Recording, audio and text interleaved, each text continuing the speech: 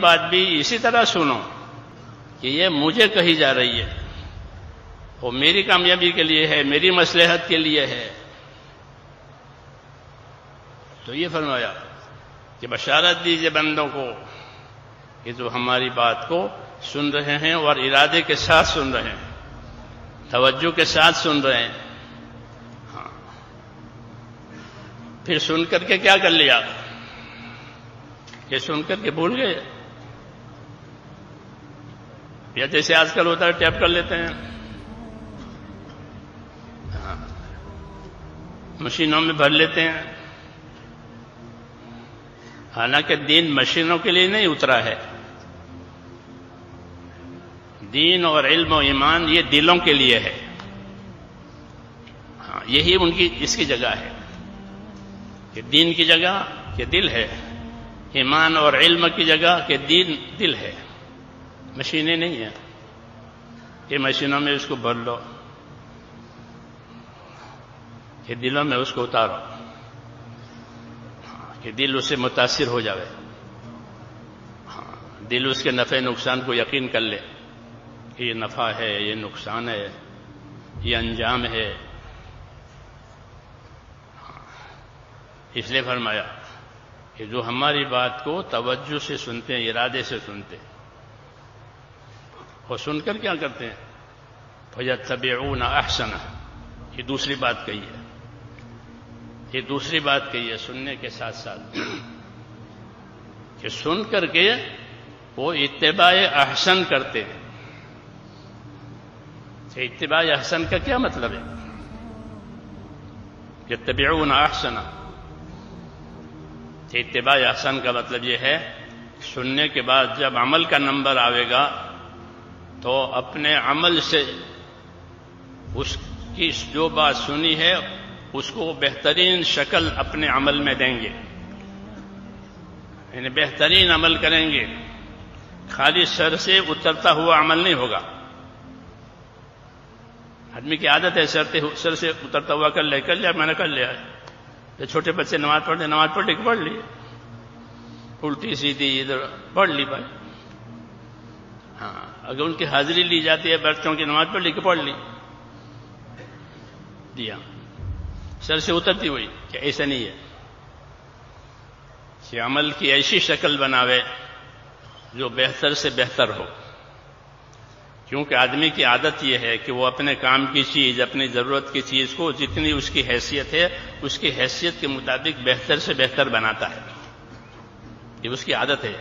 کوئی مکان بنائے گا تو اپنی حیثیت کے مطابق مکان بنائے گا، اس کی مالی حیثیت جتنی اونچی ہوگی اس کے مکان کی حیثیت اتنی اونچی ہوگی، اس کے کپڑوں کی حیثیت اتنی اونچی ہوگی، اس کی کار اور اس کے دوسرے وسائل اس کی حیثیت اتنی اونچی ہوگی، اس کی شادی کی حیثیت اتنی اونچی ہوگی جتنی اس کی مالی حیثیت ہے۔ پوری اپنی طاقت لگائے گا اس کو اچھا بنانے کے لیے۔ ہاں، یہ مزاج ہے، اس مزاج پر یہ ذمہ داری دی گئی ہے کہ اپنے عمل کی شکل اچھی سے اچھی بناؤ۔ ہاں، مجھے ضرورت نہیں، اپنے عمل کی شکل اچھی سے اچھی بناؤ، کیونکہ جو آدمی عمل کرے گا وہ اپنے لیے کرے گا، دوسروں کے لیے نہیں ہے۔ جیسے یہ سب چیزیں میں نے گنوائی نہیں، یہ اپنے لیے ہے، مکان بنایا، کار لائے، کپڑے بنائے، یہ اپنے لیے ہے، اس لیے اس کو اچھی بنا رہا۔ تو دین اور ایمان اور عمل یہ کس کے لیے ہے؟ کہ یہ بھی تمہارے لیے ہے، اللہ کو کوئی ضرورت نہیں ہے۔ اللہ نے تو فرمایا ان احسنتم احسنتم لانفسکم، اگر اچھا کرو گے اپنے لیے کرو گے، میرے لیے مجھے کوئی ضرورت نہیں ہے۔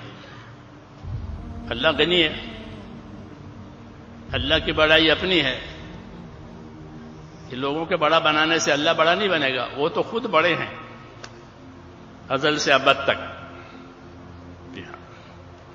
اس لیے کہا کہ اپنے عمل کی شکل سن کر کے اچھی سے اچھی بناؤ، کیوں کہ یہ عمل تمہارے لیے ہے، جیسے باقی چیزیں تمہارے لیے ہے۔ اور برا کرو گے عمل کہ وہ بھی تمہارے اوپر لوٹ کر آئے گا۔ اس لیے کہا کہ اللہ کی بات سن کر جب عمل کا تقاضا ہے کہ بولو اس کے لیے کون تیار ہے، تو اس وقت عمل کی اچھی سے اچھی شکل اللہ کو پیش کرے. یہ ذمہ داری تھی. فَيَتَّبِعُونَ أَحْسَنَ، ایسا عمل کرے جو حکم کے مطابق ہو، طریقے کے مطابق ہو، اخلاص کے ساتھ ہو، استقامت و پابندی کے ساتھ ہو. عمل کی خوبیاں ہوتی ہے، جیسے چیزوں کی خوبیاں ہوتی ہے، عمل کی خوبیاں ہوتی ہے. ہمارے ذہن اس طرح سے اس سے خالی ہو گئے کہ عمل میں بھی کوئی خوبی ہے، کہ ہاں عمل میں بھی خوبی ہوتی ہے. قیامت میں اس کو جانچا جائے گا کہ اس عمل میں کتنا علم ہے، کتنا اخلاص ہے، کتنی تابعداری اور پابندی اس کے اندر ہے. جیسے ایک چیز کو لیبورٹری میں ڈالو تو اس کے تمام اجزاء الگ الگ بتائے جاتے ہیں کہ اس میں یہ چیز پڑی ہوئی ہے، یہ چیز پڑی ہوئی ہے، یہ چیز پڑی ہوئی ہے. تو آخرت کا میدان ایک لیبورٹری، اس میں بتایا جائے گا سب چیزیں کہ اس کے عمل میں اتنا علم ہے، اس کے عمل میں اتنا یقین ہے، اس کے عمل میں اتنا اخلاص ہے، اس عمل میں اتنی پابندی کے ساتھ یہ عمل ہوا ہے، اللہ کو راضی کرنے کے لیے کیا ہے، محمد صلی اللہ علیہ وسلم کے طریقے پر کیا ہے. یہ اس کی خوبی کے اجزاء ہیں. عمل کو خوبی، عمل میں خوبی لانے کے لیے، نہیں تو وہ رسمی طور پر عمل ہو گیا. عید کی نماز پڑھ لی کہ پڑھ لی. کیوں کہ عید کو ایک تہوار بنا رکھا، ایک ہمارا تہوار ہے جیسے 11 کے تہوار ہوتے ہیں، پڑھ لی. حالانکہ ہمارا عید تہوار نہیں ہے، ہماری عید عبادت ہے.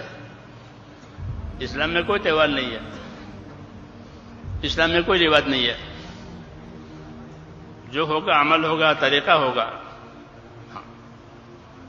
اس لیے یہ دعوت دی ہے اللہ نے کہ سنیں بھی اچھی طریقے سے، اور جب عمل کے لیے تقاضا آئے تو اچھی طرح عمل کریں. کہ مؤذن نے کہا نماز کے لیے آؤ، جب نماز پڑھے تو کیسی نماز پڑھے؟ کہ اچھی سے اچھی نماز پڑھے. مؤذن پکار رہا ہے نا حی علی الصلاۃ، تو کیسی نماز پڑھے؟ کہ مؤذن کی اذان بھی سنی کہ ہاں پہنچ گئے. عمل کو اچھا بنانے کے لیے صحابہ فرماتے تھے مسجد میں سب سے پہلے جاؤ، سب سے آخر میں نکلو. یہ صحابہ کی نصیحتوں میں ہے. انس بن مالک، علی بن ابی طالب، یہ حضرات یہ کہتے ہیں مسجد میں سب سے پہلے جاؤ، سب سے آخر میں نکلو. عمل کو اچھا بنانے کے لیے، نماز کو اچھا بنانے کے لیے وقت دو. یہ مثال دے رہا ہوں کہ عمل اچھے کیسے بنتے ہیں. حضور صلی اللہ علیہ وسلم فرماتے تھے کہ نماز کو اچھا بنانے کے لیے پیٹ کو اور پیٹھ کو ہلکا رکھو. حدیث میں ہے نماز اچھی بنے اس کے لیے کیا کرے کہ پیٹ کو ہلکا رکھو اور پیٹھ کو ہلکا رکھو. پیٹھ کو ہلکا رکھنے کا کیا مطلب ہے کہ بہت سی دنیا کے جھگڑے اپنے ساتھ لے کر کے نماز پڑھو گے تو وہ نماز کیسی ہوگی؟ وہ تو پھوس پھوسی ہوگی.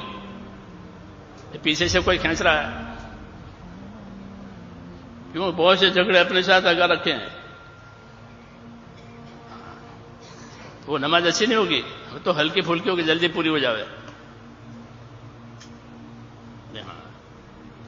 اس لیے کہا کہ اپنے پیٹ کو، پیٹھ کو اللہ کی عبادت نماز کے لیے ہلکا رکھو. ہاں یہ پیٹ بھی ہلکا رہے. ہاں پیٹ بھاری ہوگا تو اس کو نماز میں کیا مزہ آئے گا. جی ہاں، تو یہ عمل کو اچھا بنانے کی بات ہے کہ عمل کو اچھا بناؤ کہ اس کی صورت بھی اچھی بنے، اس کی حقیقت بھی اچھی بنے. ہاں صورت اچھی بنتی ہے سنت کی پابندی سے. عمل کی صورت اچھی بنتی ہے کس سے؟ سنت کی پابندی سے. سنت کہتے ہیں رسول صلی اللہ علیہ وسلم کے طریقوں کو. سنت کے مطابق ہو گیا کہ وہ اچھا ہوا. اس سے بہتر کوئی خوبی نہیں ہے کہ عمل ہو گیا طریقے کے مطابق. حضور صلی اللہ علیہ وسلم فضائل بھی بتاتے تھے عمل صحیح کرنے کے لیے اور مسائل بھی بتاتے تھے. فضیلت بتائی کہ ایک سجدہ زمین آسمان سے بڑھ کر کے ہے. مثال کہہ رہا ہوں، ایک سجدہ زمین آسمان سے بڑھ کر کے ہے، اور بندے کو سب سے زیادہ قرب اور نزدیکی اللہ کے یہاں سجدے سے ہوتی ہے. یہ فضیلت ہوئی مثال کی. پھر سجدے کا مسئلہ بتایا تاکہ اس کی شکل صحیح ہو جائے. فرمایا مجھے حکم ملا ہے کہ میں سجدہ 7 اعضاء پر کروں. سجدہ صحیح کرنے کی شکل، یہ سجدہ کیسے صحیح ہوگا؟ اللہ نے کہتا تھا کہ اپنے عمل کی شکل اچھی سے اچھی بناؤ سن کر کے.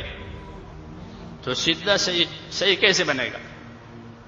تو ایک تو فضیلت بتائی کہ اس یقین کے ساتھ کہ جو میں اب سجدہ کر رہا ہوں یہ زمین آسمان سے بہتر ہے، اور میں جو سجدہ کر رہا ہوں یہ اللہ کے قرب ہے، مجھے اللہ سے نزدیکی حاصل ہوگی. جتنے سجدے ہوں گے اتنے درجے ہوں گے. پھر کہ مجھے حکم ملا ہے کہ میں 7 اعضاء پر سجدہ کروں. یہ مسئلہ بتایا ہے. علماء کرام دونوں بتائیں گے، فضائل بھی بتائیں گے، مسائل بھی بتائیں گے. کہ فضیلت سن کر شوق پیدا ہوگا اور مسائل سن کر عمل کی شکل صحیح ہوگی.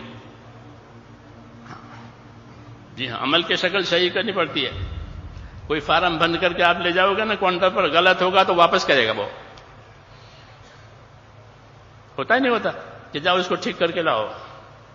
وہ ٹھیک نہیں کرے گا کاؤنٹر والا کہ اس کو ٹھیک کر کے لاؤ، غلط ہے یا کچھ کمی ہے تو واپس کریں گے. یہ کچھ صحیح پر کر کے لاؤ.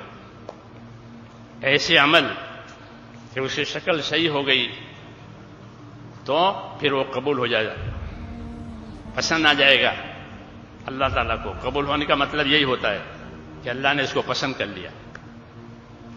جی ہاں، یہ مسئلہ بتایا کہ 7 اعضاء پر مجھے سجدہ کرنے کا حکم ہے تاکہ سجدہ صحیح ہو جائے. یہ 7 اعضاء کون سے؟ کہ 2 قدم، 2 گھٹنے، 2 ہاتھ. کتنے ہو گئے؟ اور 1 چہرہ. یہ 7 ہو گئے. سجدہ صحیح کرنے کی شکل. اب یہ سجدہ سنت کے مطابق ہوا. دوسری بات بتائی اللہ کی طرف دعوت دینے کے لیے نبیوں نے کہ اللہ کی قدرت سمجھائی. کیا سمجھائی؟ اللہ کی قدرت سمجھائی. نعمت اور قدرت 2 بڑی چیزیں. نعمت بندوں کے لیے، قدرت اللہ کی صفت ہے کہ ہم دعوت کس جگہ نعمت سمجھا کر دعوت دیں گے، نعمت سمجھا کر اپنے آپ کو اللہ کے بندوں کو اللہ کے لائیں کہ اللہ کے انعامات دیں. اور یہ بات سمجھ میں نہیں آتی ہے. اللہ کی قدرت ہے کہ اللہ جو کچھ کرے گا اپنی قدرت سے کرے گا.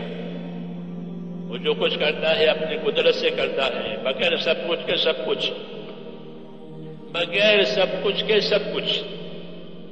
اس سے یہ قدرت سے. کمزور کو قوی بناوے اپنی قدرت سے، اور قوی کمزور کو طاقتور بناوے، طاقتور کو کمزور بناوے، زندہ کو مردہ بناوے، مردے کو زندہ بناوے. یہ کس سے؟ کہ اللہ کی قدرت سے. یہ قدرت پر ایمان لاؤ. تم قدرت سے پیدا ہوئے ہو، تمہاری حیات قدرت سے ہے، تمہاری موت قدرت سے ہے.